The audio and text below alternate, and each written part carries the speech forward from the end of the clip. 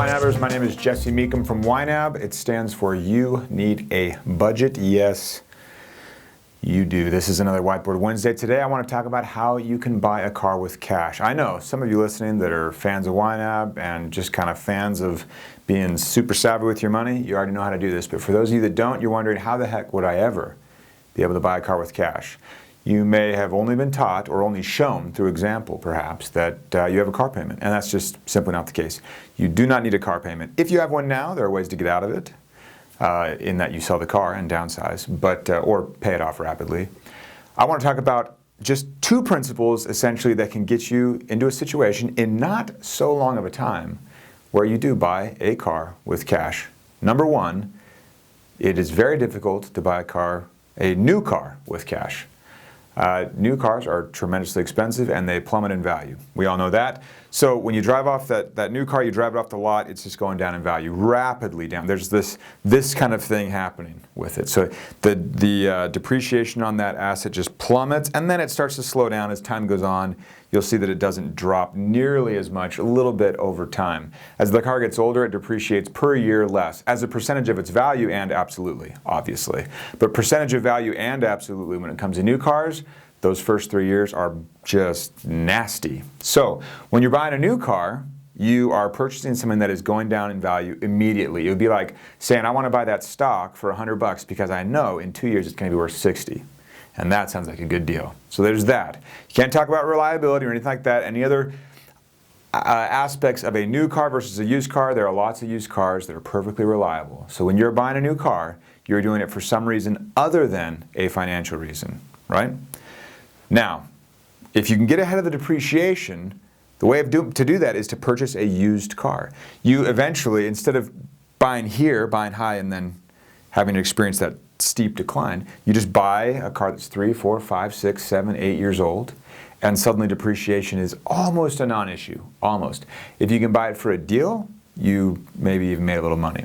That's rule number one. To buy a car with cash, doing it used is the way to go. Otherwise, you're just putting cash into something that just plummeted in value. Remember, buying a stock for 100 that you know will be worth 60 in 3 years. We wouldn't do that.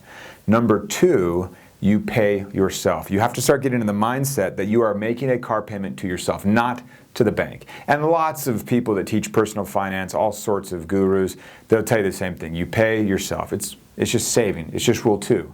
It's a true expense. Cars are a true expense, where you're saying, yeah, absolutely, I'm going to need a car, and eventually I will need a new car. That's what I have on my chart here. You need a new car. Need a car, I shouldn't say new. You need a car. Then after some period of time, you need another car. It just happens. It's just a part of living. It's a cost of living, like rent or mortgage. So you know you'll need a new car, so you pay yourself. Julie and I set aside $360 per month for a new car, all the time. When we had just bought our van, because it fits all the kids, we just bought the van, we immediately turned around and started setting aside $360 per month. It was down to zero, that category, that car, we call it the new car category. Not that it's actually new, but it's zero, and then we threw in $360. Now, we've had that car for 5, 6, I don't remember, 6 years, maybe 5 years, and there's a good chunk of money in there.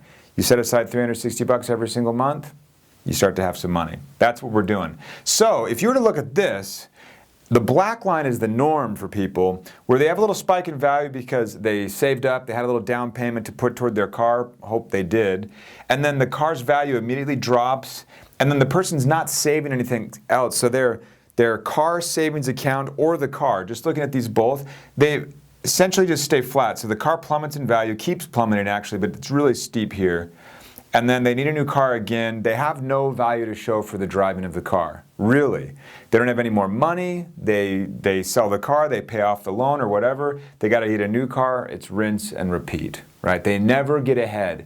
But if you can think in your mind about car savings and car value as kind of one big pile of asset that you have, then suddenly you can look at like getting ahead in this regard. And it looks like this. You're saving a little for that car. You purchase it. Maybe it goes down a little bit in value, but as it's going down in value, you're also saving more.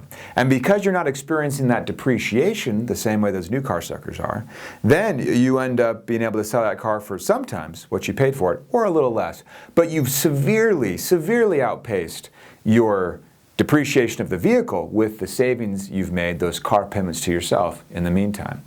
So it's not rocket science. You're buying an asset that doesn't go down rapidly in value, and you're able to save faster than that asset declines. Way faster, way faster. So all you're doing is building up a savings of cash for a new car, and you're not letting the actual car decline so rapidly in savings. When you combine those two together, you sell that car, you have the cash hoard already, then you can just go, you can actually upgrade. You can buy a little nicer car, maybe slightly newer car. I still think you should be looking for deals. But at the end of the day, you're able to build that asset. That ability to drive around asset is really what we're talking about. You don't have to buy a new car. You don't have to buy something that you know is going to plummet in value. You can start making a car payment to yourself, even if it's just a small amount. I would encourage you to just set aside and say, hey, this is now the Bank of Jesse, and you're going to pay the Bank of Jesse a car payment. Then the Bank of Jesse will turn around and give you that money when you need it the next time you have to buy a car. Not rocket science, but it sure can change the way you feel about your daily commute. I will talk to you guys next week.